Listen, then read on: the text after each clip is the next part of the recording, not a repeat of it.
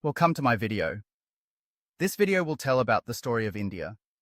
And Pakistan is written not just in the shifting sands of history, but also in the unyielding contours of geography. When examining why these two nations have been pushed toward conflict time and again, it's critical to understand that the forces at play are not merely political or religious. They are carved deep into the soil, shaped by mountains, rivers, and borders that demand vigilance, suspicion, and too often the saber's edge. To begin, the land that forms the heart of this conflict is exceedingly young by the standards of nations. In 1947, the subcontinent was split in two at the moment of independence from Britain, setting off a great, agonizing division along hurriedly drawn borders. What became India and Pakistan was not simply a separation of people, but a forced reordering of history and geography, one that left scars visible on maps and in minds. Perhaps the most iconic marker of this conflict is the region of Kashmir, a breathtaking landscape of mountains, valleys, and rivers, but also a crucible of endless tension. Here, geography is more than backdrop. It is the central player. The towering Himalayas form both a wall and a funnel, making the area not only difficult to govern, but also nearly impossible to divide neatly between competing nationalisms. Both countries see Kashmir as critical, not just for water resources and security, but also as a symbol of identity. Water, in fact, is an unheralded but decisive geographic force. The Indus River system winds its way from the Tibetan Plateau, through Kashmir, and feeds into the plains of Pakistan. Agriculture, industry, and daily life in both countries depend heavily on these waters. Once, Indians and Pakistanis drank from the same rivers without asking who controlled their fate. But with partition, the river's trajectory, quite literally, became a point of perpetual negotiation, suspicion, and sometimes threat. The 1960 Indus Waters Treaty helped delineate this crucial resource, but any hint of upstream tampering or drought brings the fear of sabotage and the spectre of war surging back. The partition's borders were drawn with stunning disregard for natural boundaries. The British exit left what became the Radcliffe Line, a near-arbitrary division across Punjab and Bengal. The Radcliffe Line, drawn in 1947 to divide India and Pakistan, was hastily created by a British lawyer who had never been to India.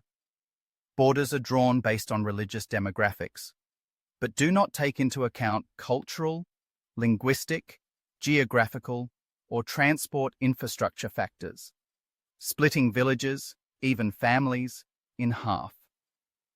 This lack of geographic coherence forced both countries to police the border like a wound that refuses to heal. Where Europe's rivers and mountains often define states, India and Pakistan's man-made divide demands armies, fences, and constant vigilance. And then there are the flat plains of Punjab and Sindh. Here, invasion routes have been carved and recarved by centuries of armies, from Alexander the Great to the Mughals and the British. These open expanses, lacking natural defensive barriers, have made both India and Pakistan deeply aware of their vulnerabilities. Military doctrines have grown around these geographies. Pakistan, geographically narrow, fears being sliced in two by a thrust down the Grand Trunk Road. India, with its broader territory, fears infiltration across the lightly guarded segments of its long border. The psychological impact is profound. Geography shapes how leaders and citizens think about security, threats, and even their understanding of the other. In Pakistan, the sense of being hemmed in, of India as a threatening colossus to the east, and Afghanistan's unpredictability to the west, breeds a siege mentality. For India, the need to control mountainous peripheries, from Kashmir to the northeast, is seen as a vital defense against being fragmented or encircled. The borders are never as stable as they appear. Across the area known as the Line of Control in Kashmir, peaks and valleys become sites of constant skirmish, where winter snowfall and summer thaws can shift the tactical balance overnight.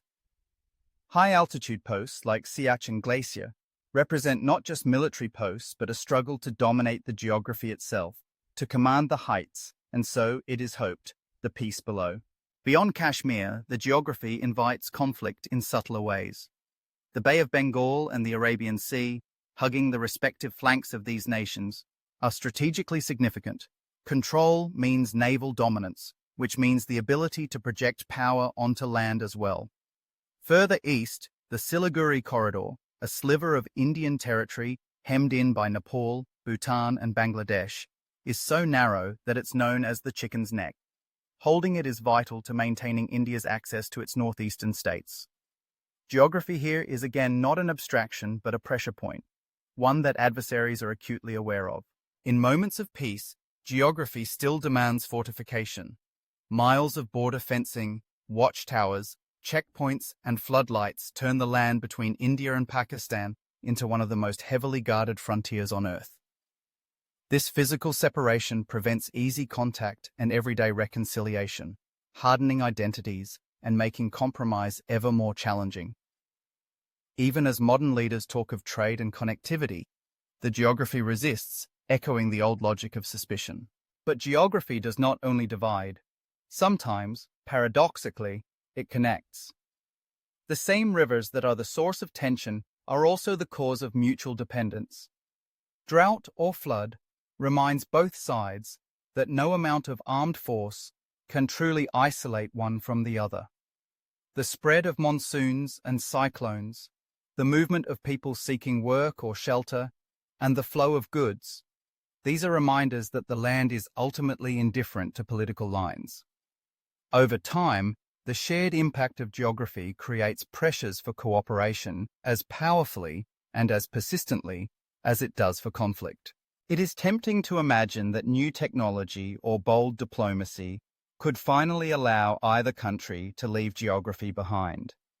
But the realities of the land and water, the mountains and the plains, the challenges of border management and the lure of strategic depth, these remain, shaping decisions in crisis and in calm. In this way, India and Pakistan are not only locked in a political rivalry, but in a geographic embrace that is as tense as it is inescapable. So, while history, ideology, and politics certainly play their part, it is the unchanging physical features of the subcontinent, the might of its rivers, the height of its mountains, the openness of its plains, and the arbitrary sharpness of its borders, that constantly push these two great nations toward confrontation. Recognizing this reality is not defeatist, but the first step toward understanding the conflict and perhaps one day transcending it. For in seeing how geography divides, we are reminded of why it is so essential to find ways, against the grain of the land itself, to build bridges that last beyond the reach of war.